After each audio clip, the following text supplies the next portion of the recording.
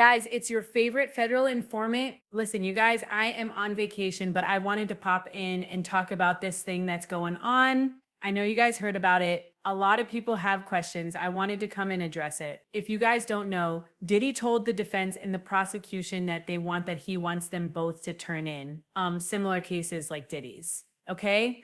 And by similar, it means you got convicted of one or two things of the Mann Act and you had no criminal priors. Now, a lot of the Diddy goons, the Diddy idiots were like, ooh, did he gonna walk? He ain't even been doing jail time. To which I said, okay, stop. Okay, Diddy might have beat Rico. Okay. And it was a crushing, it was a crushing blow to victims, to women, to anybody that doesn't stand with abuse, right? Did he beat Rico? But there's more to that story, but let's stick on topic. And apparently the jury said, we don't care what happened with Jane and Cassie, but because you were their boyfriend or their man, I guess you own them and you can do what you want. However, the one thing that kept coming up that a lot of people overlooked was that he was convicted on two major sex crimes. The Mann Act, they are major federal crimes, okay? And I did some research. I talked to my legal people and I took notes. So, whenever I take notes, this is going to be good. Okay? Now, what did the judge ask for? He asked for comparable case law or statistics on similar Mann convictions. Now, first of all, this request is not unusual, but it is never neutral. It usually signals one or two things. One, that the judge is exploring options to justify a lighter sentence or release, especially if they're asking about parole eligibility, probation, or sentencing ranges. Two, the judge is building a case for why Diddy should not get leniency. By establishing how others were treated in similar cases, they could argue that letting Diddy off lightly would be inconsistent or unjustified. So the big question, all right, I'm actually being texted like Teza. So the big question is what context the judge asks us in. And the thing is, if we look at the Diddy case, this is where things get tricky. The judge has already denied bail and called Diddy violent. He read him to filth. The judge was not happy, okay? And said his community ties made him more dangerous, not less. So it's going to be hard for Diddy to rebrand himself. The judge also has letters from multiple victims who explicitly said he's a threat and allegedly wielded violence as a means of control.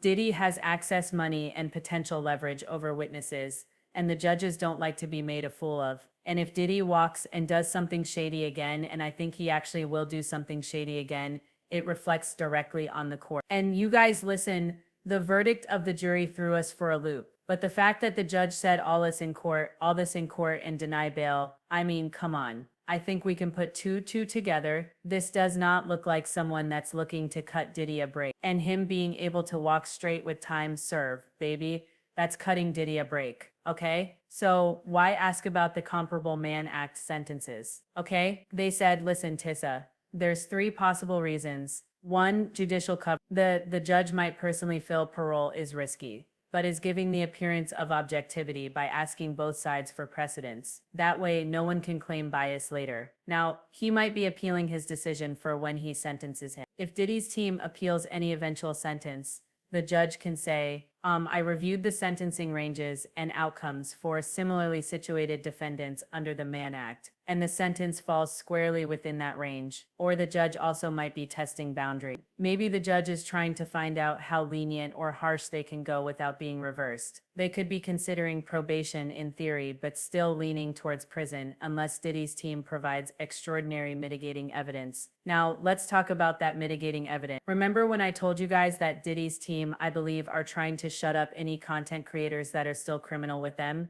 And they feel like if they shut down the content creators, then they can start on this rebrand. Think about it. You shut us up by July, August, September, and then you got a little bit of October to get this Mother Teresa Hail Mary that they think is going to wipe Diddy's record clean. Unfortunately, a lot of evidence that the jury wasn't shown. A lot of witness statements and affidavit that the jury didn't see. The judge is privy to all that, and all that is going into his decision. Okay? So again, I actually said, but do you really think there is any type of risk of Diddy walking with just parole? I said no. But I had to take it to the people that actually practice law. And they said, right now, Tissa, it is super low. And I'm like, okay, but why? Because y'all also said it was super low that he was going to beat the Rico charger. Well, that's not true. They said the Cassie charges were super low. They said, one, the Mann Act is a serious federal charge, and even though it's sometimes used strategically in civil or hybrid cases, judges take it very seriously when paired with violence and pattern behavior. Judge Aaron, when did he was asking for bail, said,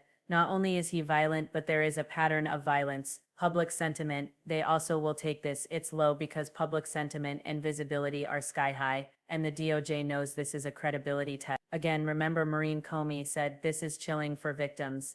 It will have a chilling effect. And if the judge already said Diddy is violent and a threat and denied bail, and then suddenly letting him walk would make the judge look wildly inconsistent unless new facts came to light. So what do we think about the judge? This is just my personal take. I think the judge is doing due diligence checking to see if there's any legal wiggle room. But based on prior comments, it sounds like this judge already sees Diddy as a danger, and it's just asking for case comparisons to legally reinforce whatever sentence he's already decided on. So unless Diddy pulls a legal rabbit off the hat, he's unlikely to walk with this parole. This request is probably more about sentencing justification than lenient. Okay, so here's the thing, right? Okay, what type of language, and I just want to refresh your memory, the type of language that slams the door on parole or probation. And listen, let's get into this. He said Diddy was a batterer. This is not just commentary. That is legal language or phrase. It suggests a pattern of violence, not a one-time incident.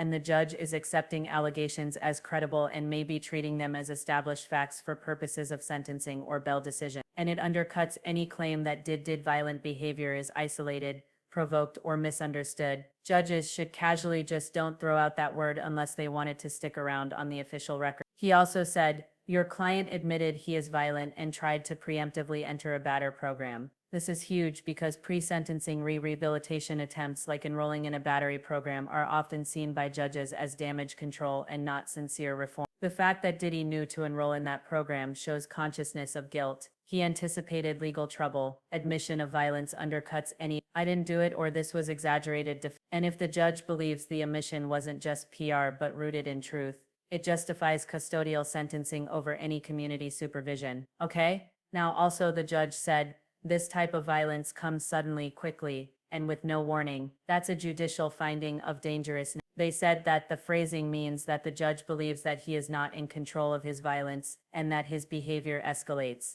It's impulsive and it's unpredictable. Judges use this language to justify detention, especially in bail or sentencing memo. It also implies that even if he's calmed down, he could explode at any moment, which is true, and we can't risk that in the community. That is a direct argument against probation. Now, when you hear all that, I have to ask you, does this sound like a judge that's gonna let Diddy? I mean, let's be serious. Even though I'm scared for the Diddy goons. What are they going to do? Hold a visual, be standing outside with a boombox begging for him to be let out of jail. I can't wait to see this. They said, so again, I don't think it does, or actually absolutely not. If anything, a judge is building a sentencing record that says, even if this man has money, power, and influence, he is violent, he is dangerous, and he is incapable of safely existing in the community. He tried to game the system with a batter program. He admitted what he did, and I'm not playing along. Again, these statements make it legally and politically almost impossible for the judge to grant parole without massive backlash or risk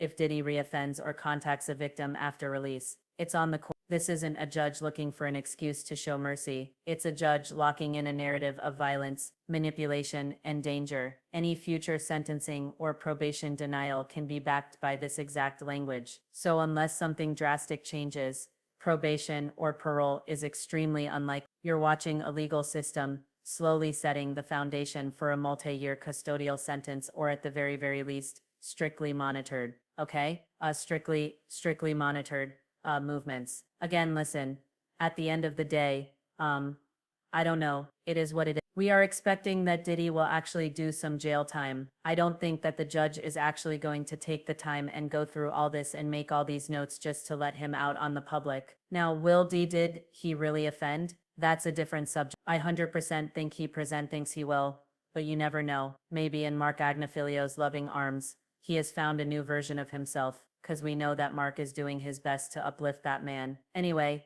y'all let me know what you think in the comments. I'll talk to y'all later.